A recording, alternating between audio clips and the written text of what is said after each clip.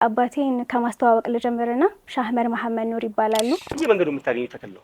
ወርጠብ ወይም ጎርጠብ ይባላል። ይሄ ሕክምናን ከ50 ዓመት በላይ ያገለገሉ ናቸው። ከባድ መድኃኒት ይሄ ጭቁኝ፣ ግራዋ፣ ዋንዛ የዶዝ መጠን ችግርና ሳይድ ኢፌክት ወይም አድቨርስ ኢፌክት ብለን የምንላቸው አሉ። የበግላት ምግብ ነው። ጮማ ግን ስቲል መርዝ ነው። ሰውየውን ገለሽ አለ መስሎክ የትኛውም ዛሬ ሐኪም የሆነው ወይ ቀበርቾ ተጭሶለታል ወይም ድኝት አጥነዋል። ሁሉም መድኃኒቶቻችን ላይ አይተሽ ከሆነ አናቅ አለ። አናቅ ሁለት ነገር ስለሚሰራ ነው። ፔኒሲሊንም ማንሳት እንችላለን። ከአንቲባዮቲክስ ላይ ነው የሚመደበው። እሱ ደግሞ ከፔኒሲሊን ኖታተም ማይክሮ ኦርጋኒዝሞችም አሉ። ተክል ስለሆነ መርዝ የለውም ማለት አይቻልም። መርዛማ የሆኑና ገዳይነት ያላቸው መድኃኒቶች አሉ።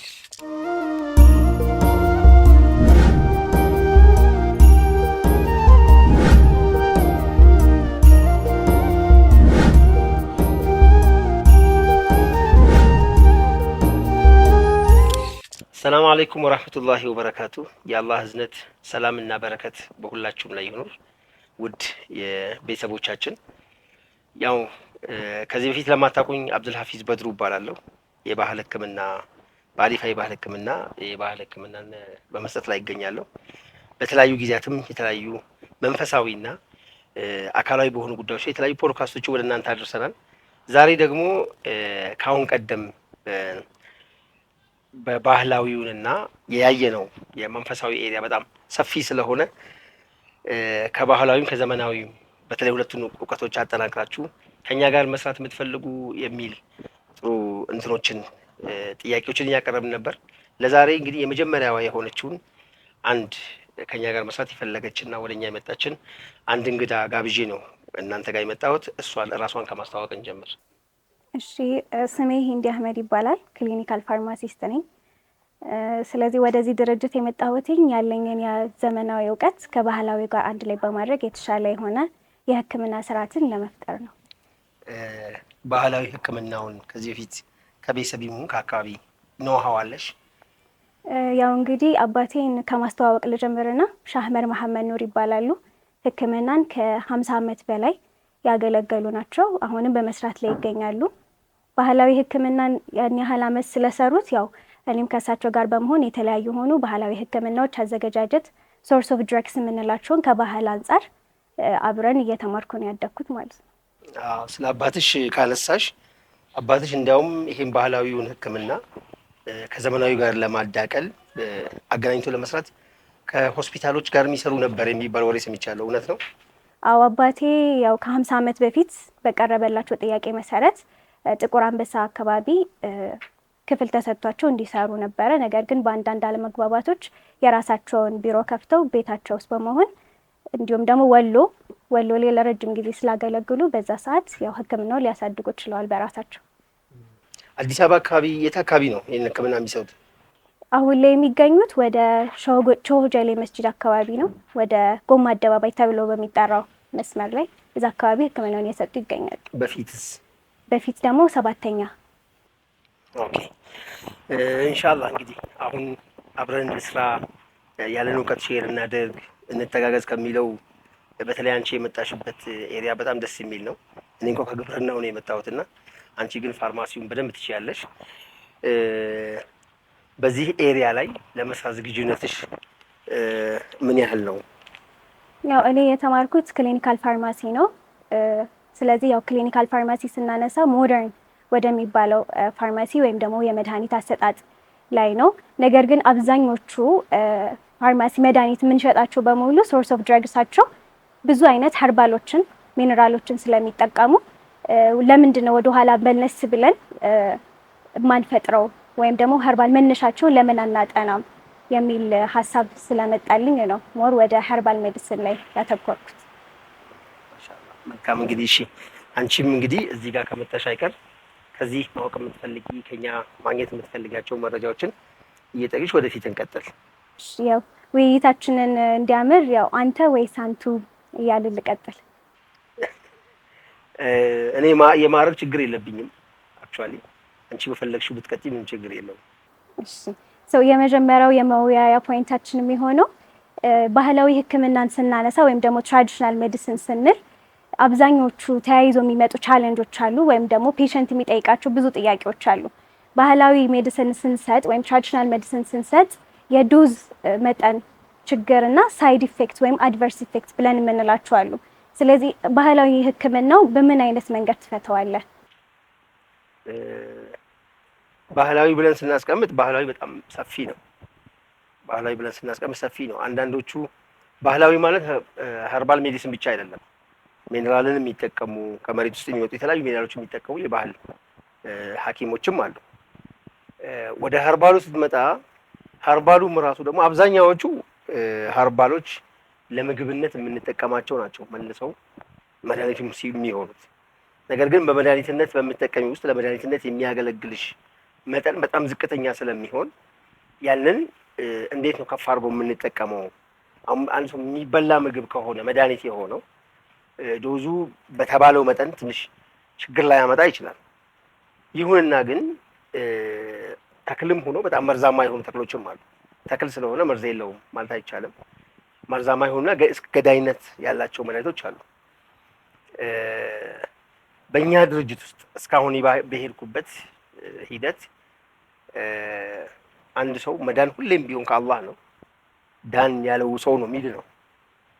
እኛን ደግሞ ለመዳን ሰበብ እንድንሆን ካስቀመጠን ለመዳኑ ሰበብ ልሁን፣ ግን ችግር ሊፈጥርበት ይችላል የሚባለውን ነገር በድርጅታችን ቶታሊ ጥቅም ላይ አናውላቸው። ይሁንና ግን አሁንም አንዳንድ መድኃኒት የተለያየ አይነት ሰው ካታጎሪ ነው ያለው። ህፃናት አሉ፣ ነፍሰ ጡሮች አሉ፣ አረጋውያን አሉ፣ ሌላ ሕክምና ላይ ያሉ ሰዎች አሉ። እነዚህ ሰዎች ጋር ነው በጣም ጥንቃቄ የሚፈለገው። ወተት የማይመቸው በሽታ የሚታመም ሰው ወተት በተሰጪው አደጋ ሊፈጠር ይችላል። ወተት መድኃኒት መሆኑን እንኳን ብታይ ለዛ ጉዳይ። ስለዚህ እነዚህ ነገሮች ላይ ምናልባት አንቺም ከበሽታዎች አንጻር ያለሽን ልምድ እያካፈልሽ እንትን እናደርጋለን። እስካሁን ባለኝ እንትን ግን ለምግብነት የሚውሉትን ብቻ ስለምንጠቀም ዶዜጆቻቸውንም በጣም ዝቅተኛ የሚባለውን ዶዝ አንድ ሰው ጤናማ እንኳ ሆኖ ጊዜውን ያራዝምበታል። አንድ መድኃኒት ወስደሽ በአንድ ቀን ብዙ ጊዜ የባህል ሕክምና ችግሩ ምንድነው? ዛሬውኑ ውጤቱን እንፈልጋለን። ሰውም ያንን ይፈልጋል። ዛሬውኑ ውጤቱን ከሚያመጣ ይልቅ በረጅም ጊዜ ውጤት ሊያመጣ በሚችል ዶዝ ነው የምንሰጠውና እስካሁን አልሐምዱሊላህ ከእንደዚህ አይነት ችግሮች ነፃ ሆነን እየቀጠልን ያለው በጣም ድንበራችንን ጠብቀን ማለት ነው። እንግዲህ ወደ ሌላኛው ነጥባችን ስንገባ ባህላዊ ሕክምናን ስናነሳ 100% ኸርባል ናቸው ማለት እንችላለን። ለምሳሌ ከዘመናዊ ስናነሳ ምንድነው ሞደርን ሜዲሲን ስንል ሶርስ ኦፍ ድረግስ ከፕላንትም ልናገኝ እንችላለን። ለምሳሌ ታዋቂ መድኃኒቶች በፊት ላይ ከምናውቃቸው ዲጎክሲንን ማንሳት እንችላለን። እንዲሁም ደግሞ ከአኒማሎች የሚዘጋጅ ወይም ደግሞ ከእንስሳቶች የሚዘጋጁ መድኃኒቶች አሉ። ፔኒሲሊንም ማንሳት እንችላለን። አንቲባዮቲክስ ላይ ነው የሚመደበው። እሱ ደግሞ ከፔኒሲሊን ኖታተም ማይክሮ ኦርጋኒዝሞችም አሉ። ስለዚህ ዘመናዊ ሜዲሲን ብዙ አይነት ሶርስ ኦፍ ድረጎች አሉት። ወደ ባህላዊ ስንመጣ 100% ኸርባል ናቸው ማለት እንችላለን። 100% ኸርባል እንዳልሆኑ ቅድም አንስቼልሻለሁ። ግን አሁን ብዙ ጊዜ ያው ጀስት አንቺ ገና ስላወቅሽኝ ነው። የኔ ሕክምና የጀመረው ከመሽሩም ነው። መሽሩም የፈንገስ ዝርያ ነው። ፔኒሲለም የፈንገስ ዝርያ ነው። መሽሩምን ስታጠኚ መሽሩም ትልቁ መድኃኒት ከሚባሉት ዝርያዎች ነው። 15,000 በላይ ቫራይቲስ ያሉት ተክል ነው። የፈንገስ ዝርያ ነው። ከዛ መድኃኒቶች እኛ ሀገርም በባህል ደረጃ ባይመዘገብም በጣም ጥቅም ላይ ይውላል። በኖርኩባቸው አካባቢዎች የተለያዩ አይነት የመሽሩም ዝርያዎች ለምግብነት ይውላሉ። በጣም በሚገርም ሁኔታ ግን መሽሩም በከፍተኛ ፍጥነት ገዳይ ከሚባሉ እጾች ውስጥ ደግሞ አንዱ ነው፣ ዝርያው ማለት ነው።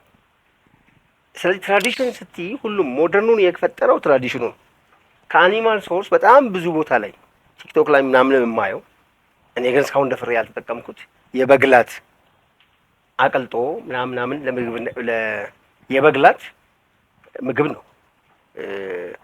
ጮማ ግን ስቲል መርዝ ነው። ዶዜጁ ማተር ያደርጋል። ስለተበላ ብቻ አይደለም ማለት ነው። እኛ በምንሰራበት ደረጃ እስካሁን ባለን ስራ ኸርባሉን ነው የምንጠቀመው። ለዛም ነው አሊፋ ኸርባል የምንለው፣ ኸርባል ስለሆነ።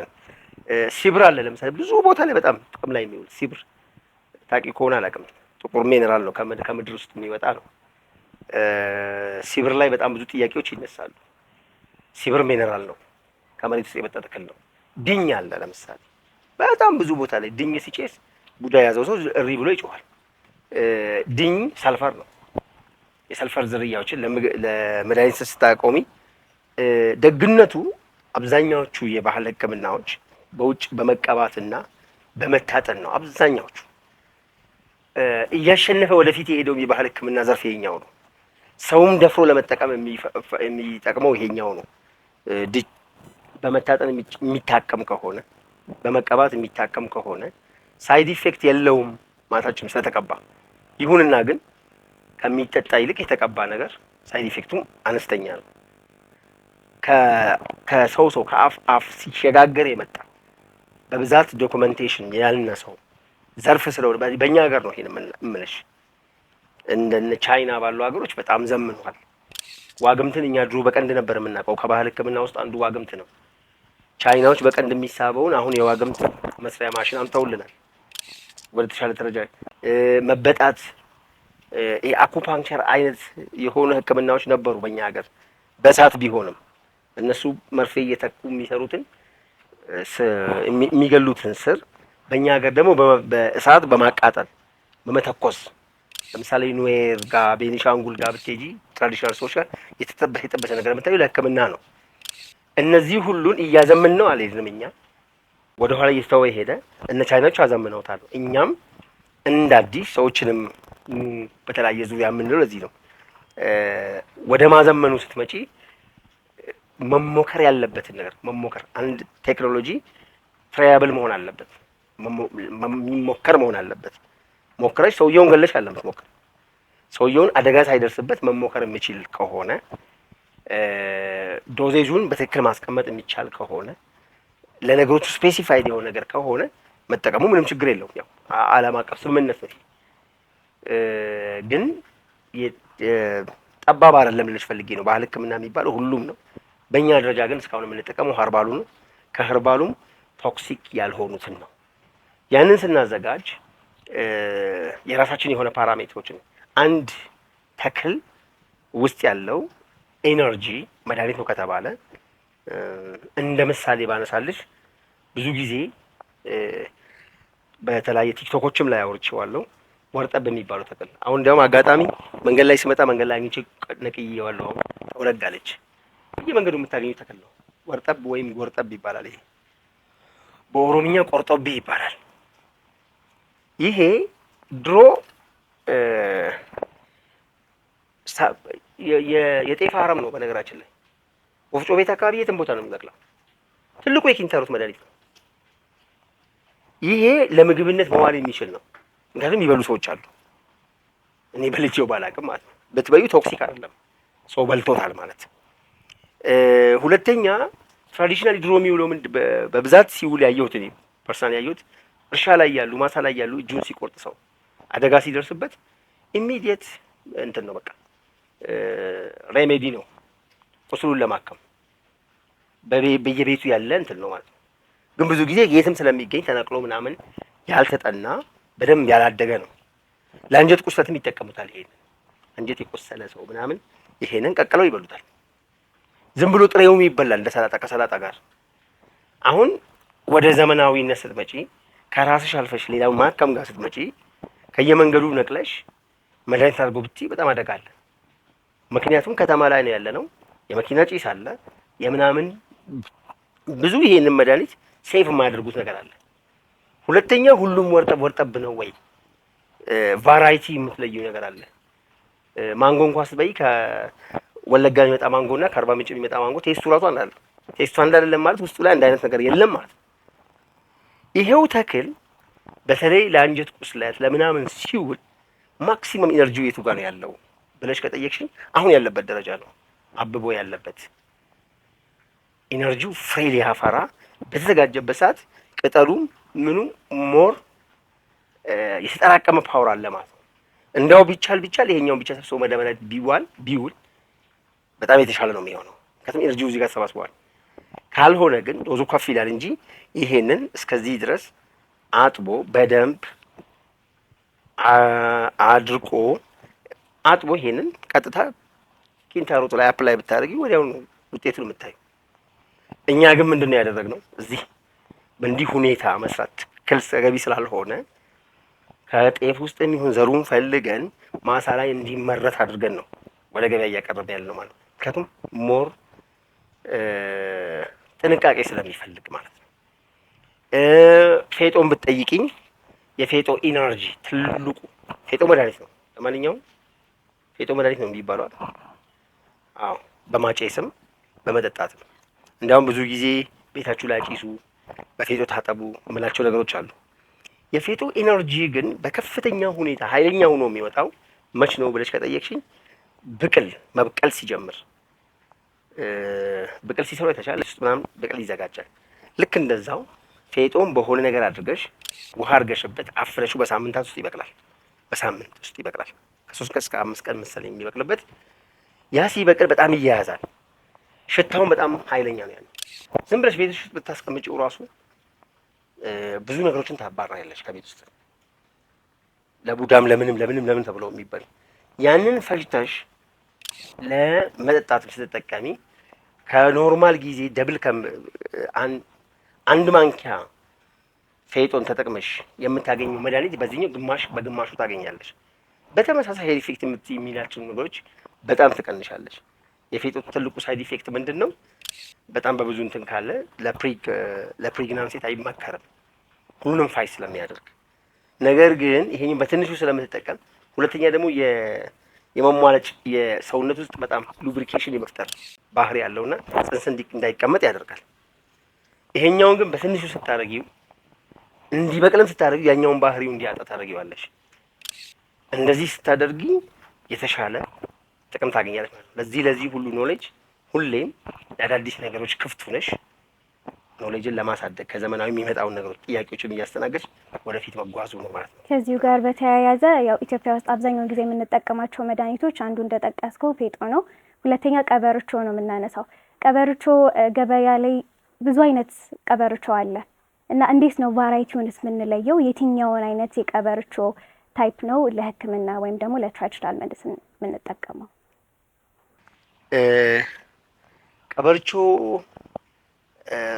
ረሱላችን ሰለላሁ ዐለይሂ ወሰለም ከተናገሩት በግልጽ መድኃኒት ነው ተብሎ ከተነገረን ውስጥ ነው።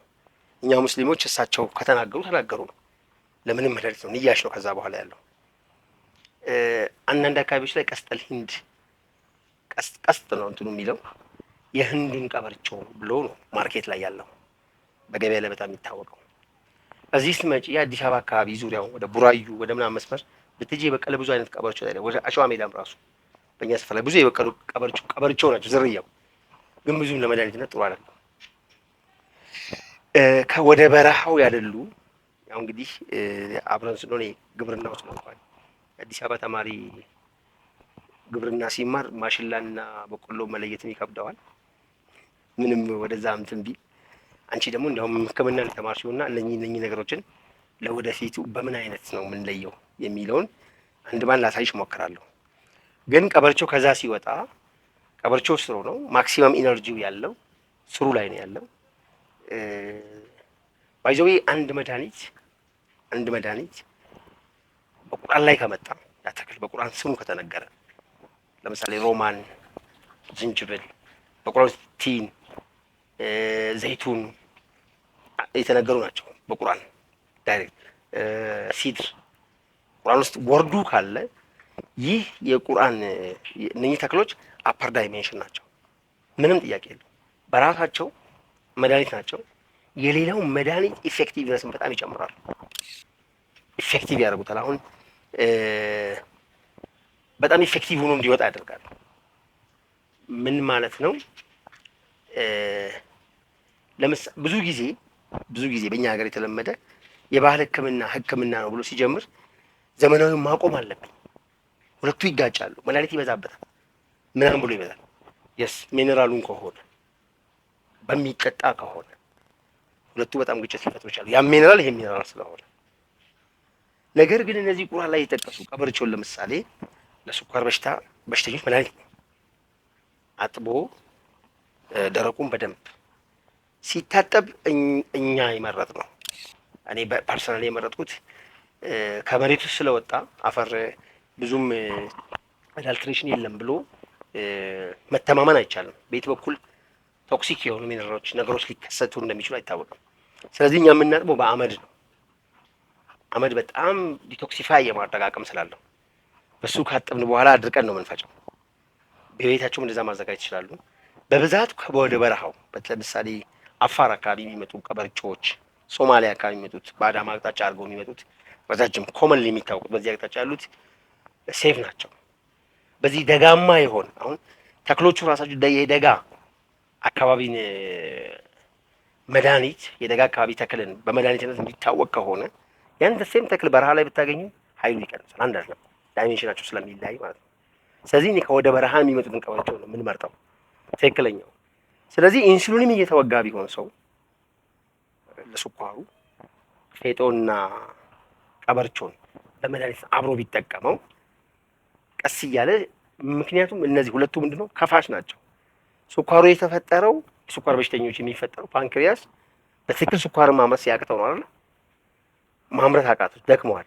ያ ማለት የሰውነት ዳይሜንሽኑ ከፊፍዚዲ የሚመጣው ላይን ያንን የሚያንቀሳቀሱ መላይካም ይሁን የሩሃንያ ላይኑ ተዘግቷል ማለት ነው። እነኚህ ከፋሽ ናቸው። ያንን ነው የሚከፍቱለት። ስለሚከፍቱለት ኢንሱሊን እንዳለ ሆኖ እዚህኛው የፓንክሪያ አቅም ማደግ ስለሚረዳዳ ያኛው ሐኪሙ ራሱ የሚከታተለው ሐኪም ስኳሩ መስተካከሉን ካየ ዝም ብለህ ኢንሱሊን ተወጋ የሚልበት ምክንያት የለም። ስለዚህ መድኃኒትን በእንደዚህ አይነት ሁኔታዎች እያመቻቹ መድኃኒቶችን ማቅረቡ በጣም የተሻለ ነው። እዚሁ ላይ ዋነኛው የሚነሳ ነጥቦች አሉ፣ ባህላዊ መድኃኒትን ስንጠቀምና ዘመናዊ። ስለዚህ አሁን አንድ ሰው ቦዝ ትራዲሽናል ሜዲሲንንም እንዲሁም ደግሞ ሞደርን ሜዲሲንን መጠቀም ቢፈልግ እና አሁን ለምሳሌ የስኳር ታካሚ ማንሳት እንችላለን። አንድ ስኳር ታካሚ የሆነ ፔሸንት ኢንሱሊንን ወይም ደግሞ ሜትፎርሚን የሚባል መድኃኒት እየወሰደ ወደ ባህላዊ ሲመጣ ምንድን ነው የምትለው? አቋርጦ ነው አዲስ መድኃኒት መውሰድ ያለበት ወይንስ አንድ ላይ እንዲወስድ ነው የምታደርገው? አንደኛውስ የአንደኛውን ኢፌክቲቭ የመቀነስ ወይ የመጨመር ነገር ይኖረው ይሆን? የኔን ነገርኩሽ። አሁን የኔ ምንድን ነው ካልሽ በቁርአን በሐዲስ የተጠቀሱ መድኃኒቶችን ለምሳሌ ለስኳር በሽተኞች የምጠቀመው ትልቁ መድኃኒት ቀበርቾና ከሌሎች ጋር ያቀናበርኩት ነው። የኔው እንኳ ቢቀር እያልኩሽ ነው። ቀበርቾ ለረጅም ጊዜ ስትጠጪው ለረጅም ጊዜ አንዳንድ ማንኪያ ሁለት ማንኪያ ኦቨርዶዝ ብታደርጊው ደሴም ምንድነው ፕሪቪንሲ ነው የተጠቀመ ሰው የምታዩ አይነት ፌስ ነው። ጸጉሩ ፕሪቪንሲ የሚጠቀም ሰው አይተሽ ከሆነ ጸጉሩ በጣም ይሳሳል፣ ቆዳ ይሳሳል። ብቻ ፊቱን ታውቂዋለሽ። ፕሪቪንሲ ለምን ምን እንደሚቀርብ ታውቂያለሽ። ሆርሞናል ነው አይደል? ደሴም ኢፌክት አለ ቀበርቾ ላይ። ቀበርቾ ምን ለየው ካልሽኝ ሁለቱም ሆርሞናል ናቸው። ቀበርቾም እንደዚህ ነው። ከፋሽ ነው የሚባሉ ሆርሞናል የሚባሉት ከፋሽ ናቸው ባይዘ። ነገር ግን ከኬሚካል የመጣው እንትኖችና እነኚህ ከፋሽ ናቸው ሆርሞን ሬጉሌት ለማድረግ። ችግሩ እዛ ጋር ምንድነው ለፕሪዲንሲኖል ለሌላኛው ያው እነሱ የሰሩበት መንገድ ያውቁታል። አሁን ፕሪዲንሲኖል የሚጠቀም ሰው ቀበርቾን በእኩል አድርጎ እየተጠቀመ ቢሄድ ያንን የማቆም እድሉ በጣም ሰፊ ነው። ቀነ ቀበርቾ ምናምን የምልሽ መድኃኒቶች ግን ኬሚካል አይደሉምና የላኛውን ዳይሜንሽን ናቸውና በራሳቸውም መድኃኒት ከመሆን ባሻገር የሌላኛውን መድኃኒት ኢፌክቲቭነስ ይጨምሩታል። ሰውነትሽ እነዛ መድኃኒቶች ሬስፖንድ እንዲያደርግ ያደርጉታል። ኢቭን ከብዙዎቹ ሳይድ ኢፌክት ብለን ኪኒን እየወሰድን እነ ሪፋምፒሲሊን እነ አምፒሲሊን አንቲባዮቲክሶች ምን አይነት ችግር እንዳላቸው ታውቂያለሽ? በጣም ከባባዶች ናቸው። እነሱን እየተጠቀምሽ ሲድርን አብሮ ብትጠቀሚ ለምሳሌ ሲድርን ብትጠጪ አብሮ በነዛ ምክንያት ሊመጡብሽ የሚችሉትን ሳይድ ኢፌክቶች ይቀንሳል። የእነዚህን አንቲባዮቲኮች ኢፌክቲቭነስን ይጨምራል። ይህንን በትክክል በኮሮና ጊዜ አይቼዋለሁ። ኮሮና መጣ ሲባል የራሴን እንትን እያደረኩ ነበርና አንድ መድኃኒት ሰጪ አሁን አናቅ ተብሎ ገበያ ላይ ያለው የኛ መድኃኒት አናቅ በኮሮና ጊዜ ነው የተሰራው። ያኔ ከሆስፒታሎች ጋር ሰራ ነበር እና ኮሮና ፔሸንቶች ከታመሙ በኋላ ያኛውን ሕክምና እየወሰዱ ይወሰዱት ነበር ያልኩት። ምክንያቱም የኛውን ፊሎሶፊ ስለማቅ ነው። እና አብዛኛዎቹ መጀመሪያ ላይ ሪስፖንድ አላደርግ ያለው መድኃኒት ራሱ ይሄኛውን አናቀም መጠቀም ሲጀምሩ ሪስፖንድ ነው የሚያደርግላቸው። ስለዚህ አይተሽ ከሆነ አሁንም ያው ጥቂት ጊዜ ከኛ ጋር ቆይተሻልና ሁሉም መድኃኒቶቻችን ላይ አይተሽ ከሆነ አናቅ አለ። አናቅ ሁለት ነገር ስለሚሰራ ነው። አንደኛ ካፐር ዳይሜንሽን ከሚባሉ ተክሎች የተቀመመ ነው። የሌላውን መድኃኒት ኢፌክቲቭነስ ይጨምራል። በራሱም የራሱ የሆነ መድኃኒት ኢፌክት አለው ማለት ነው። ስለዚህ ብዙ የባህል ሐኪሞች ጋር ስትሄጂ ግን ይሄ በሽታ መርፌ ጋር ከደረሰማ በቃ መሞትህ ነው፣ ይሄ መድኃኒት እንዳውም ብሎ ነው የሚጮኸው የባህል ሐኪሙ ራሱ። በተመሳሳይ የባህል ሕክምናን ጀምሮ ደግሞ ሐኪም ጋር ቢሄድ ደግሞ ሌላኛው ሐኪም ጋር ቢሄድ ደግሞ ነው የሚለው ምኑም የማይታወቅ ማለት እየተጠቀምክ ነው። ያለመናበብ ችግራችን ለብዙ ነገር ነው ያጋለጠን። ምናልባት በዚህ ስራ ውስጥ ቀጣይ እንዲናበቡ ትናንትናም ሰሞኑን እያሳዩሽ ያሉ ነገሮች አሉ። ሁለቱን ለማናበብ አንድ ሐኪም በራሱ ቋንቋ የሆነ ነገር ቢጠይቀኝ ልመልስለት የምችልበትን ግራውንድ እንደዚህ አይነት ነገሮችን መስራት ነው። ሌላም ሰው ጥረት ማድረግ ያለበት እንደዚህ ነው። በዚህ ደረጃ የተደራጁ ሀገሮች አሉ እንደነ ቻይና ምናምን ብዬ ሁለቱም በደንብ መናበብ ይችላሉ። እኔ ቡዳ ነኝ ብዬ ዲያግኖስ ያደረኩትን በሽታ ሐኪም ምንድን ነው ብሎ እንደሚያደርገው ያውቀዋል እሱ። አሁን ግን ከየት የመጣ ቡዳ ነው ሰው ከየት አባ ካየ ብሎ እንትን ቡራ ከረዩ የሚል ብዙ ችግሮችን ይነሳሉና ባህላዊ ሕክምና የሚሰጡ ባለሙያዎችና ዘመናዊ ሕክምና የሚሰጡ ባለሙያዎች ጋር አለመናበብና አለመግባባት አለ፣ የኛንም ሀገር ጨምሮ ማለት ነው። እና እንዴት ነው ከዚህ በኋላስ አብረን የምንሰራበትን ፕላትፎርም ወይም ኮላቦሬሽን ተፈጥሮ የሚሰራበትን በምን አይነት መንገድ ብናደርገው ሕክምናውን ትልቅ ቦታ ላይ ማድረስ እንችላለን? አንቺ የመጣሽው እኮ ትልቁ ለዚህ ነው፣ እንድንናበብ ለማድረግ አይደል? ትልቁ ነገር ይሄ ነው። አብረን እየሰራን ነው። አሁን ዲያግኖስን በጋራ እያደረግን አይደል? ስለዚህ የማዛቸው መድኃኒቶች እያየሽ ነው። ከዛ በኋላ ግን ያው ሰፊ ጥናቶችን ይፈልጋሉ። አሁን እንትኖችን እያዘጋጀን ነው። ለምሳሌ እኔ የማዘጋጃቸው መድኃኒቶች ፊዚካሊ ምንድን ናቸው፣ ምንድነው ጥቅማቸው ብዬ ካስቀመጥኩ በኋላ ከዛ በኋላ ግን ስፒሪቹዋሊ ምንድነው ዲያግኖስ የሚደረገው በዚህ የሚለውን ትንሽ ሁለቱም ጎን ለጎን ለመጻፍ እየሞከርኩ ነው። በራሴ በኩል ነው ይሄ ለሌላው እንዲተርፈው፣ ሌላው አንዱ ይጀምረው ሌላው ያስቀጥለዋል። ስለዚህ አሁን ዛሬ ስንነጋገር ባለፈው ከተነጋገርን በኋላ አንቺ መጣሽ፣ ዛሬ ስንነጋገር ሌላ ሰውም እንደዚህ ቤቱም ሆኖ በዚህ መንገድ ነው መስራት ያለብኝ የሚል ብዙ ሰውም ይፈጠራል። እንደዚህ ሲሆን እውቀቱ ለሀገር የሚተርፍ ይሆናል፣ ለቀጣይ ጄኔሬሽን የሚተርፍ እየሆነ ይሄዳል። ከወቀሳ አልፈን መተጋገዝ ላይ እንመጣለን። እነ ቻይናዎች እነ ማሌዥያ አሁን ያሉበት ደረጃ ላይ ሁለቱን ያናበቡት ከትናንትና ጀምሮ ሳይወቃቀሱ ስለተረዳዱ ነው።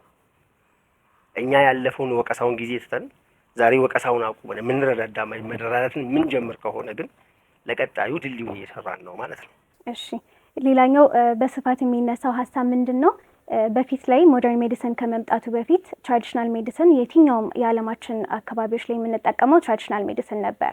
አብዛኛውም ማህበረሰብ ትራዲሽናል ሜዲሲን ተጠቃሚ እንደነበር፣ ከፍተኛውን የሆነ ፐርሰንት የሚይዘውም ትራዲሽናል ሜዲሲን ተጠቃሚ እንደነበር ነው።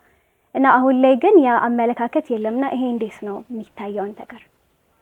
እንደዛ እኮ ነው። አሁንም ቢሆን ከዓለማችን ትልቁን ባህል ሕክምና ተጠቃሚ ሀገር ናት ኢትዮጵያ። 85% አካባቢ ነው መሰለኝ፣ ቁጥሩን በጣም ልሳሳት እችላለሁ። የትኛውም ዶክተር ብትሄጂ ፌጦ ጠጥቷል በልጅነቱ። የትኛውም ዛሬ ሐኪም የሆነው ማለት ወይ ቀበርቾ ተጭሶለታል ወይም ድኝ ታጥነዋል። ምንም ከዚህ ሳይነካካ የሚያድግ ሐኪም የለም ኢትዮጵያዊ እስከሆነ ድረስ። ነገር ግን እኛ ማህበረሰብ የተቀመረበት አንድ መንገድ አለ፣ ወቀሳ ነው። የመጀመሪያው ሁሌ አንድ ነገር ዛሬ አንድ ቢሮ ቢሰጥሽ ሚኒስተር ብትሆኚ የመጀመሪያው ስራሽ የሚሆነው በኢትዮጵያ የለመድነው ያለፉትን ሚኒስተሮች መውቀስ መጀመር ነው። እድገትም እኔ ለምን እንደዛ እንደሆነ አላውቅም። ማሳደግ አይደለም ያንን ለዓለም አቀፍ ሞደርን ሜዲሲን እኮ አባት የሆኑት ኢብን ሲና ናቸው። ምንም ጥያቄ የለውም። ማንም የሚስማማበት ኢብን ሲና ናቸው። ከባህላዊ ሕክምና አድገው ዘመናዊ አዘምነው የመጀመሪያዎቹን ኦፕሬሽን ምናምን ማድረግ የጀመሩት ምንድነው ሰነመኪን ጨምቀው፣ ሰነመኪን በጣም የሚታወቅ ነው። ሰነመኪን ጨምቀው በአፍጫ የሚሰራ መድኃኒት፣ እኔም አክቹአሊ የሳቸው መጽሐፎችን ስለምጠቀም ነው ብዙዎቹን ካንሰር ምናምን ሲያክሙ የነበሩ ሰው ናቸው።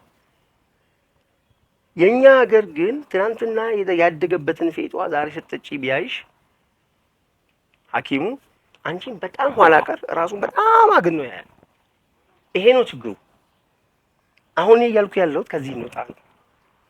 ገና ሕክምና ሐኪም ቤት ትምህርት ቤት ላይ ቆም የሚጨምረው ሞደርን ሜዲሲን የኢትዮጵያ ትራዲሽናል ሜዲሲኑ ጎድቷል። የስ ጎድቶ ሊሆን ይችላል፣ ግን በዛ እየተጠቀምን ነው ዛሬ የደረስነው። እንዴት ነው ትናንትና ያለፍንበትን ነገር ለመስበር የምንሰራው? ያንን ለማስተካከል ነው እንጂ መሰራት ያለበት። ስለዚህ በጣም ከባድ እንትኑ ይሄ ነው። ትናንት ያለበትን የመስበር እንትኑ በሁሉም ነገር እኮ ነው። ይሄ ህክምና ላይ ዘርፍ ላይ ብቻ አይደለም። ሁላችንም ትናንታችንም በመውቀስ ነው የምናድገው። ይሄ ከባድ የትምህርትና ማህበረሰባዊ ለውጥ የሚፈልግ ይመስለኛል፣ በአንድ ዘርፍ ሳይሆን በሁሉም ዘርፍ ላይ። እሺ፣ ከጥንቃቄስ ጋር ተያይዞ ምን መደረግ አለበት? ያው ሞደርን ሜዲሲን ይታወቃል፣ የተለያዩ አይነት ጥንቃቄዎች ተደርጎ ነው የሚዘጋጁት። ባህላዊ ህክምና ላይስ ምን አይነት ጥንቃቄዎችን እናደርጋለን?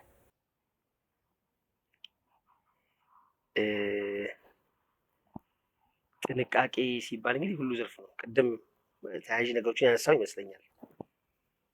የመጀመሪያው ትራያብል የሆኑ መድኃኒቶችን ማለት በትንሹ ጉዳት በማያደርሱ ላይ ሞክረን ነው ወደ ሰው መሄድ ያለብን፣ ከቤትም ስለሆነ የምናገኛቸው።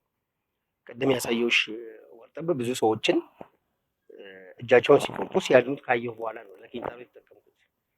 ኪንታሮትም ሰዎች ሲጠቀሙ ስላየሁ እስከ መጨረሻዋ ሰዓት ለሆድ ውስጥ አልተጠቀምኩትም ነበር። ለአንጀት ቁስለት ሙሉ መድኃኒት ነው፣ ግን በምግብነት ደረጃ ጤናማ ሰውን ያልጎዳ ሰው ነገር ነው።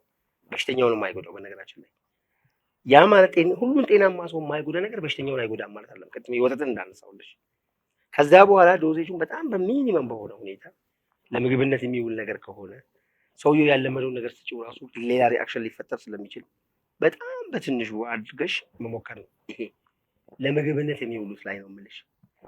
ሌሎቹ ነገሮች ግን አሁን ከሚኔራል የሚመጡት ውጤታቸውን የማናውቃቸው ብዙ ነገሮች አሉ። ይሄ በጣም ሀገራዊ የሆነ የተቀናጀ ስራን ይፈልጋል። ሰው እየሞተ አይደለም መማር ያለብን። የተማርንበት ደግሞ ለሚቀጥለው ጄኔሬሽን ዶክመንት መሆን አለበት። በዚህ አስተሳሰብ መቀበል አለብን ሁላችንም። ዘመናዊ ሜዲሲን ህክምናውን ስታዩ ስፔሻሊቲ አለ በሁሉም ላይ። እኔ ጋር ስትመጪ አሁን ለምሳሌ ላብራቶሪ ቴክኒሻኑ እኔ ነኝ፣ ፋርማሲስቱ እኔ ነኝ፣ ምናምኑ እኔ ነኝ። ኤቭሪቲንግ አንድ ሰው ነው የሚሰራው። ከዚህ አይነት አስተሳሰብ መውጣት አለብን። ስንወጣ አንዱ ያን ማድረግ የምችለው ግን ያለኝን እውቀት ለየኛው ሼር አድርጌ አንተ እዚህ ዘርፍ ላይ ስፔሻላይዝ አድርግ ማድረግ ማለት ስችል ነው። ከዛ በኋላ የተለያዩ ዩኒቨርሲቲዎች አሉ። አክቹዋሊ እኔም አሁን ጠይቄ ጥሩ መልስ ያገኘሁባቸው ዩኒቨርሲቲዎች አሉ። የምሰራቸው መድኃኒቶች ኮንተንት አናሊሲስ ስሩልኝ ብያቸው ኢንሻአላህ ለወደፊቱ እንደዚህ አይነት ኮላቦሬሽን ከዩኒቨርሲቲ ጋር ለመስራትም እየጣርን ያለበት ሁኔታ አለ። ያንን መስራት ስንጀምር የሚኔራሎቹንም ቢሆን ኮንተንቱን በትክክል ካወቅን ኢፌክቲቭነሱን ካወቅን ወደ ተሻለ ነገር የማንሄድበት ምንም አይነት ምክንያት የለም። ይህ ስራ ስትሰሪ ለራስሽ ብቻ አይደለም። ባይዞ አሁን የኒው ኤራ አስተሳሰብ አለ። ሁሉም ነገር ብር መሆን ካልቻለ በጣም በተቀናጀ ሁኔታ ሰላትሽም ጾምሽም ብር የማያመጣ ከሆነ ዋጋ የለውም የሚባል አይነት ክፉ መንፈስ አለ ውስጣችን ላይ። ብር እንዲያመጣ ደግሞ ያለሽን እውቀት አሽገሽ አፍነሽ አስቀምጠሽ ነው የብሩን መንገድ ብቻ እያሰብሽ የምትሄጂው። ይሄ ግን አደራ ነው። የተሰጠሽ እውቀት የሚሆነው ሰውን ሲያገለግል ነው። ካገለገለ እውቀት ነው፣ ካላገለገለ ግን ምንም ማለት አይደለም። ወርቅ እኮ ወርቅ የሚሆነው ወርቅ መሆኑን ከተጠቀምንበት ነው እንጂ ድንጋይ ነው። ልክ እንደዛው ማለት ነው። እነኚህን ነገሮች አስፍተን ስናስብ እውቀቴ የኔ እውቀት ሰውን ሲያገለግል ነው እንጂ ገንዘብ ሲያመጣልኝ አይደለም። ለመኖር ገንዘብ ያስፈልጋል፣ ያን እያልኩ አይደለም፣ ግን በመተፋፈር አይደለም።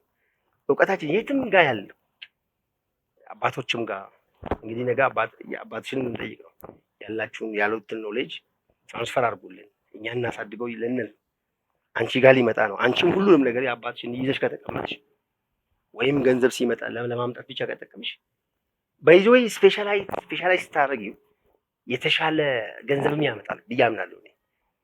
ሳይታፈን ሲቀር ነው፣ ሰፋ ሲል ነው። ያን ስታደርጊ ይሄን ወርጠብ እኔ አሁን በትንሹ ነው እያመረትኩ ያለሁት። ነገ ምን ቪዥን አለ ካልከኝ ሁሉም ሰው በየሜዳው የሚያመርተው ከሀገራችን አልፎ ኤክስፖርት የምናደርገው ተክል ሊሆን ይችላል ብዬ አምናለሁ። መሆንም አለበት። ያ ሲሆን ምንድነው አንደኛ እንትን እንቀንሳለን፣ ሀገራችን ላይ በርደን ከመንግስት ትልቁን በርደን እንቀንሳለን። የዶላር ችግር አለብን ከውጭ ኢምፖርት ማድረግ። ሁለተኛ ለአርሶ አደራችንም በየሜዳው ላይ ያለው እርሻ ውስጥ ይሄው የጤፍ አረም ነው አለች። የጤፍ አረም ውስጥ የሚውል አባታችን ነው በኪንታሮትና በአንጀት ቁስለት የሚሰቃየው። እዛው መድኃኒቱ አለል ለትዩሰቺ የተሻለ ስራ ትሰራለች። ወደ ውጭ ስራን ትፈጥራለች። ለብዙ ሰው ስራ ሲፈጠር ነው ህይወት ማለት ሳቲስፋክሽን ሳቲስፋይድ የምትሆኝው ከአላህ ጥያቄ የምትሆኝው። በነገራችን ላይ ያንዳንዱ አላህ የሰጠን ነገር አደራ ነው፣ የአላህ አደራ ነው እኛች ያለው። ይሄ አደራ ደግሞ ምን ሲሆን አገልግሎት ላይ ሲውል ብቻ ነው፣ ሰውን ሲያገለግል ብቻ ነው አደራውን ተወጣሽ የምትይው። እንግዲህ ሁላችንም አደራችንን የምንወጣ አላህ ያርገን። ሀሳባችንን ለመጠቅለል ያክል መጀመሪያ መግቢያ ላይ እንደተናገርኩት ያው የተማርኩት ክሊኒካል ፋርማሲ ነው። ስለዚህ ምንድን ነው የምትመክረኝ ምክር ካለ እኔስ ማግዘው ነገር ካለ፣ ምክንያቱም አንድ ሀሳብ ሁል ጊዜ ይመላለስብኛል እና የመጀመሪያውን ሕክምና ሞደርን ሜዲሲንን ስናስብ ያው መድኃኒት መስጠት ብቻ እንዳይሆን የኔም አላማ ከሱ ውጭ ወይም ደግሞ ከሱ በደንብ ሰፋ እንዲል ስለምፈልግ ከታች ተነስተን ሳይንቲፊክ የሆኑ ሪሰርቾችን እየሰራን ያልተነኩ ብዙ መድኃኒቶች ስላሉን እሱን እውቅና እንዴት ነው የምንሰጠው? በምን መንገድስ ማገዝ ይቻላል? ማሻአላ በጣም ጥያቄ ነው የጠየቅሽው። ምን ትመክረኛለህ ማለት ጥሩ ነው። ምክንያቱም አሁን ምክርም አያስፈልግ ወደሚባል እንትን ያደግን ስለሆነ ከአንቺ ከዚህ ከወጣቱ ይህን መስማቴ በጣም ደስ ብሎኛል። ለማንኛውም ግን ምክር ሲባል የመጀመሪያው ስራ እስልምናችን የሚያዙ የመጀመሪያው ኢነመል አዕማሉ ቢንያ ብሎ ነው የጀመረው። ንያሽን ማጥራት ነው። ከተማርሽው አሁን ቅድም እንዳልኩሽ ስንማር በጣም ቪዥናችን ውስጥ ያለው የሆነ ቶፕ የሆነ ትምህርት ተምረን ከፍተኛ ብር ማግኘት፣ ከዛ በኋላ በስም ፎቅ ማሰራት፣ የኬሌ ፎቅ የሚባል ይሄ ነው ቪዥናችን። ቁርአን ስትቀሪ በጥሩ ድምፅ ቁርአን መቅራት ንያው ጋር የተበላሸ ስለሆነ ያ ቁርአን እኛ ላይ የሚያሳድረው ተጽዕኖ እናየው። ስለዚህ የመጀመሪያው እኔ አገልጋይ ነኝ። አላህ የሰጠኝ እውቀት ትምህርት ከየትኛውም መንገድ በትምህርት የሚምጣ ለሰው ከደረሰ ብቻ ነው ተጠያቂ ነኝ ለዚህ እውቀት። ገንዘብ ማምጣት አለማምጣቱ ሌላ ጉዳይ ነው። ረሱላችን ያሉን ሁላችሁም አገልጋዮች ናችሁ፣ ከእናንተ ደግሞ በላጩ ሰው አገልግሎቱ የበዛለት ሰው ነው። አገልግሎቱ የበዛለት ሰው ሲሉ ሰሃቢው ጠየቃቸው እኮ ምን ብሎ ጠየቃቸው? ገንዘብ ያለው ሰው በገንዘቡ ሰውን ያገለግላል፣ ሀብት ያለው በሀብቱ ሰውን ያገለግላል። በጣም ይገባቸዋል ቶሎ። እውቀት ያለው በእውቀቱ ያገለግላል። እኔ በሽተኛ ነኝ፣ ደሃ ነኝ፣ ገንዘብም የለኝም፣ መሀይም ነኝ፣ እውቀትም የለኝም። ስለዚህ እኔ የሰው ሁሉ ውዳቂ ሰው ነኝ ማለት ነው ብሎ ሲጠይቃቸው ሸርህን ከሰዎች ጠብቅ፣ ሸርህ ሰዎች ጋር እንዳይደርስ ጠብቅ፣ እሱም ማገልገል ነው። እንደ ዜጋ ስትኖሪ አለመስረቅሽ ለማህበረሰቡ ማገልገል ነው። አለመሳደብሽ ለማህበረሰቡ ማገልገል ነው። የማይሆን አጀንዳ ይዘሽ ፌስቡክ ላይ ምናምን ላይ የወጣሽ ሰውን አለማጋጨትሽ እሱም አገልግሎት ነው። ምክንያቱም ሰዎች ስለአንቺ እንዳይጨነቁ አድርገሻል። ነገር ግን ከዛ አገልግሎት እልፍ ያለ ነገር ደግሞ አላህ ሰጥቶሻል፣ እውቀት ምናምን። ስቲል በስራሽ ውስጥ ሰዎችን መጉዳት ደግሞ አለማገልገል፣ አደጋ ማድረስ ነው። በይዞይ አንቺ ንያሽን ማገልገል ነው ብለሽ ጽድት ካደረግሽ አላህ በስራው ላይ ያግዝሻል። ንያሽ ንጹህ ነውና በአንቺ ምክንያት ሰው ላይ አደጋ አይደርስም። ሁሌ ለራሴ የምፈራው ይሄንን ነው። ሁሌም ንያዬን አጠራለሁ። ለምንድን ነው የምሰራው? ለምን እንደምትሰሪ በጣም ይህን ለማሁን የመጀመሪያው ሴት ስትሆን ሁሉንም ሴቶች ምን ትመክረኛለህ ሲሉኝ ሴቶችን የምመክረው ሴቱን ነው የምላቸው። መጀመሪያ ሴት አይደለሁም እንዴት ያልሻል? ሴትነት ምንድን ነው ካልሽኝ፣ ሴትነትን ከማን ነው የምንማረው ካልሽኝ፣ ሴትነትን ከንብ ነው የምንማረው። አንዲት ንብ ገና ስትፈጠር የመጀመሪያ ስራዋ እናቷን ነው ገላ የምታጥበው። አገልግሎት ነው የሚጀምረው። በቃ ሴቷ እናቷን ገላ ያላጠበች ንብ ወደሚቀጥለው የእድገት ደረጃ አትሻገርም። ቀጣዩ እድገት ምንድን ነው? ነርሰሪ ነው። ታናናሾቿ መንከባከብ፣ መንከባከብ፣ ቤቱ ማለት ነርሰሪ ቢስ ይባላል። ከዚያ በኋላ ነው ወደ ዲፌንድ የሚገቡት። ከዚያ በኋላ ነው ትልቁን ጥበብ የሚላበሱት። ያ ትልቁ ጥበብ ማር መስራት ነው። አበባን ሂዶ ቀስሞ አምቶ ማር ማድረግ የሚችሉት እናትን ገላን ከማጠብ ስለጀመሩት ነው። ሴት ከአገልግሎት ከጀመረች ራሷን ማር ትሆናለች፣ ማርም ታዘጋጃለች ብዬ አምናለሁ። ስለዚህ ሴትነትን በደንብ ተቀበይ። መጀመሪያ ለማገልገል ዝግጁ የሆነች ምንም አትጠይቅ። መጀመሪያ ከእናት ገላ ማጠብ ምናምን ስትጀምሪው ያለሽበት የጤና ዘርፍ ነውና በጣም ደስ የሚል ስራ ማትረፍ ትችያለሽ ብዬ አምናለሁ። ኢንሻአላህ አላህ ይርዳሽ በዚህ። ኡስታዝ እንግዲህ ሀሳባችንን እያጠቃለልን እንገኛለን። በመጨረሻም አካባቢያችን ላይ ያሉ ትራዲሽናል ሜዲሲን ላይ በብዛት የምንጠቀማቸው ቅድም አንስተህ ነበር ወጠብ የሚባለውን እሱን እንዴት ነው እሱንና የመሳሰሉ የሆኑ ባህላዊ ሕክምና ለምትጠቀማቸውን ብትጠቁምልን። ቅድም ወርጠብን አንሳውልሽ በደንብ ፕሪዘርቭ ብናደርገው ከብዙ ነገሮች ልንድን እንችላለን። እንደው እኔ ስሰራ ብዙ ስራዎች ላይ በጣም ደስ የሚለኝ እንደዚህ ተጠይቄ ሳልጠየቅም ለሰዎች ነግሬ ተጠቅመው በጣም ጠቅሞናል ብለው ሲነግሩኝ በጣም ደስ ይለኛል። አልሐምዱሊላህ እላለሁ። ምክንያቱም አገልግያለሁ ብዬ ስለማስብ ስላስተላለፍኩት። አሁን ወርጠብ አንዱ ነው። አዲስ አበባ አካባቢ በተለይ አሸዋ ሜዳ እዚህ ወደ ዓለም ባንክ ላይ ወደ ሸሆጀሌ አካባቢ ምናምን ላይ አሁን ከክረምት በኋላ የሚበቅል ተክል አለ። አሁን በጣም ለካንሰር በተለይ ለጡት ካንሰር በጣም መድኃኒት ተብሎ ዓለም ላይ የሚፈለግ ጭቁኝ ይባላል። አርቲሚዚያ ማለት ነው። አርቲሚዚያ ማለት ባይ ዘ ዌይ ኮሮና በጣም ግሎ በነበረበት ጊዜ ማዳጋስካሮች ለመጀመሪያ ጊዜ መድኃኒት አግኝተናል ብለው ኮንፊርም ባይደረግላቸው ሀገራቸውን ሴቭ እናደርግበታለን ብሎ የሰሩት መድኃኒት አርቲሚዚያ ነው። ትልቅ ስራ ሰርተዋል ማለት ለህዝባቸውም ለራሳቸውም። አርቲሚዚያ ለስኳርም በጣም መድኃኒት ነው። ግን ምንድን ነው ቅድም ያልኩት ነገር አለ። እንደው ደግሞ መልሶ ቅር ያለኝ ባለፈው ግራዋ ብዬ እንሰርች ነበር። ግራዋ ስትታጠቢበት በጣም ጥሩ ነው። ሴትዮዋ የልብ ችግር ነበረባቸው እና ቪዲዮ ላይ አይቼ የልብ የሄፓታይት ችግር ነበረባቸው። አንተ እንትን ላይ አየሁና ግራዋ ጠጣሁ። ስጠጣ በጣም አመመኛል። መተውኛ ጋር ማለት ነው። ግራዋ በጣም መድኃኒት ነው። ባይዞይ በጣም መድኃኒት ነው። ምንድን ነው የሰራሁት ሚስቴክ ብዬ በጣም አሰብኩ። ያለት ሂጄ ቪዲዮን በደንብ ሳየው ዶዜጅን አልነገርኩም ነበር። አሁን እኔ ያን ሀሳብ የነበረው ግራዋ በብርጭቆ ዝም ብሎ ብርጭቆ ሙሉም ሰው ስለሚጠጣ ችግሩን ስላላየሁ ነበር። ከዛ በደንብ ጎግል ሳደርግ ሄፓታይት ችግር ያለበት ሰው ግራዋን በጣም ሚኒመም ዶዜጅ ነው መጠቀም ያለበት። ስለዚህ ያን ሚኒመም ዶዜጅ እንደዚህ ካላችሁ ስፔሲፋይ ያላረኳቸው ነገሮች ነበሩ። ሰራ ኢንሻአላህ ወደፊቱ ያው የኛንም የራሱን ጨምረሽ ቲፖችን ስለምንሰራ እዚህ ነገር ላይ በጣም ጥንቃቄ ማድረግ አለብሽ። ህፃናት ሲሆኑ እንዲህ አይነት ችግር ያለባቸው ከሆኑ ሚኒመም መሆን አለበት። አዘርዋይስ ግራዋ ማለት ትልቁ አንቲባዮቲክ ነው። የግራዋ ማር ከግራዋ ብቻ በተለይ እኛ ሀገር ላይ ግራዋ ማር ተብሎ ይታወቃል ለብቻው። ግራዋ ከበዛበት ማሳ የሚመጣ ግራዋ ዓለም ላይ በጣም ተፈላጊ ነው። ኢንተርናሽናል ማርኬት ላይ በጣም ተፈላጊ ነው። ሜዲሲናል ቫልዩን ስታዩ የህክምና እንትኑን ስታዩ አብዛኛዎቹን የኛ ሀገር ችግሮች፣ በሽታዎች፣ ችግሮች በጣም የሚፈታ መድኃኒት ነው ግራዋ በራሱ ማለት ነው። በየቦታው አለ እንግዲህ ግራዋ የትም አለ።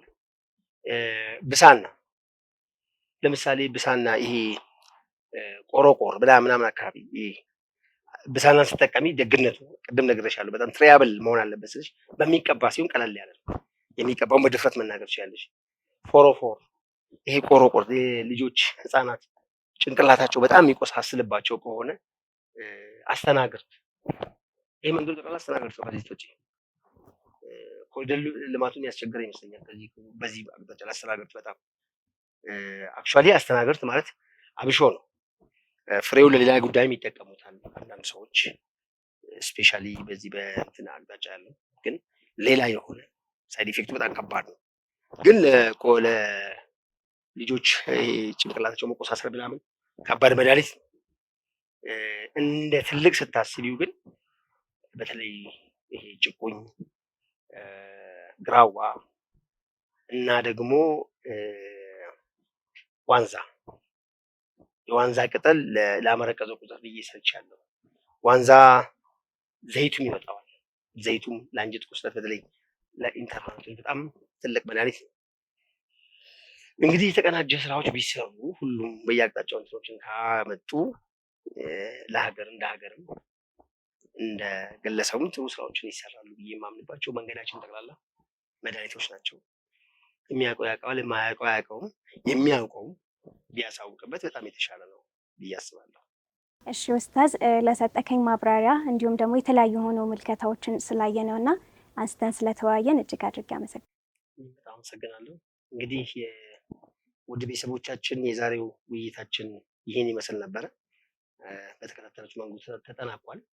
ለወደፊቱ ኢንሻአላህ እንዲያም እንግዲህ ከኔው ጋር ጎን ለጎን በአፊያ ወዳጆ ቲዩብ ወይም በአፊያ ኸርባል ቲክቶክ ፔጃችን በፌስቡክም የተለያዩ ከኛም ከአባቷ ጋር ያለውትን ሳይንሳዊውንም ባህላዊ ነገሮች እያጠናቀረች ወደ እናንተ የምታደርስ ይሆናል። እኔም ከጎኗ ነኝ። በተለያየ ጊዜያት የተለያዩ ነገሮችን ከኛ ወደ እናንተ ለማድረስ በተቻለ መጠን ጥረት እናደርጋለን። ለዛሬው በዚህ ያበቃል።